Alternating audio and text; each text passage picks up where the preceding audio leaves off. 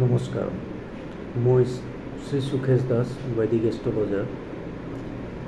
আজি শনি গ্ৰহৰ বৰ্তমান স্থিতিটো জনাবৰ কাৰণে ভিডিঅ'টো বনাইছোঁ। শনি গ্ৰহৰ যিটো বৰ্তমান সময়ত প্ৰভাৱ চলি আছে, সেই প্ৰভাৱটোৰ পৰা আপোনালোকে কেনেকুৱা ধৰণৰ সমস্যাৰ সন্মুখীন হৈছে তাকে ক'বলৈ ওলাইছোঁ। যিহেতু শনি আপোনাৰ 2025 মাৰ্চৰ 29 তাৰিখত ৰাশি পৰিৱৰ্তন কৰিলে, মীন ৰাশিত আহি অৱস্থিত হৈছেহি। তো মীন ৰাশিত শনি অহাৰ পাছৰে পৰা মানুহৰ জীৱনত এনেকুৱা কিছুমান পৰিৱৰ্তন আহিছে, এনেকুৱা কিছুমান খৰচ পাতি আহিছে, যিবিলাক খৰচ পাতিয়ে মানুহক জুৰুলা কৰি পেলাই আছে। মেইনলি মীন ৰাশিত যেতিয়া শনি আহি বহিছে, তেতিয়া মানুহৰ মেডিকেলৰ পাছফালে খৰচ বাঢ়ি গৈছে, ঔষধ পাতিৰ পাছফালে খৰচ বাঢ়ি গৈছে, ডক্টৰৰ ফিজ দুদিন পাছে পাছে দিব লগা হৈ আছে, বিভিন্ন ধৰণৰ টেষ্ট, বিভিন্ন ধৰণৰ ডায়েগনষ্টিক, এইবিলাকত পইচা খৰচ পাতি পৰিমাণ বাঢ়ি গৈছে। এনেকুৱা ধৰণৰ সমস্যাৰ সন্মুখীন মানুহে বেছি হৈ আছে।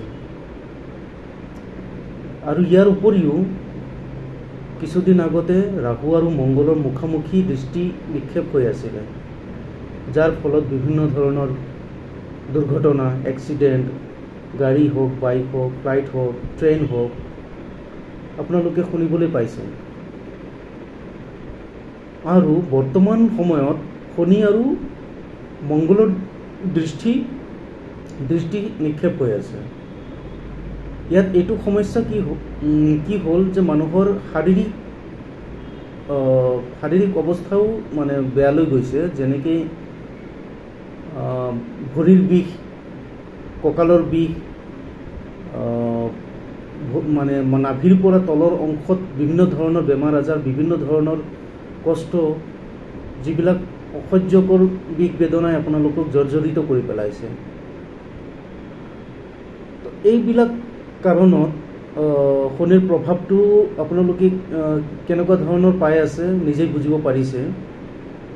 এতিয়া ইয়াৰ প্ৰতিকাৰ কি? ইয়াৰ প্ৰতিকাৰ হ'ল আপোনালোকে যিমান পাৰে শনিক সন্তুষ্ট কৰক, শনিক সুখী কৰি ৰাখক, তাৰ পূজা অৰ্চনা কৰক।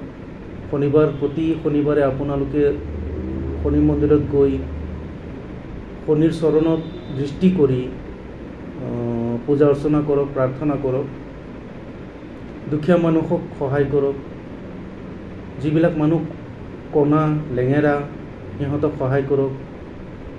যিবিলাক মানুহ মজদুৰি কৰি খাই আছে, দিন হাজিৰা কৰি খাই আছে, সিহঁতক সহায় কৰক। কন্যা সন্তানক কিবা দান কৰক। স্কুলীয়া ষ্টুডেণ্টক, ছাত্ৰ ছাত্ৰীক কিছুমান বস্তু এনেকুৱা দান কৰক, কিতাপ পত্ৰ, কলম।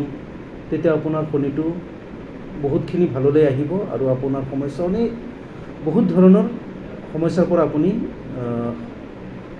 হাত সাৰি থাকিব পাৰিব। তো এইখিনি ক'লোঁ। আপোনালোকে অকণমান যত্ন সহকাৰে যদি কৰিব পাৰে প্ৰতিকাৰখিনি, তো আপোনালোকৰ সমস্যা বহুত নিৰ্মল হৈ গুচি যাব, বহুতখিনি নাইকিয়া হ'ব। নমস্কাৰ।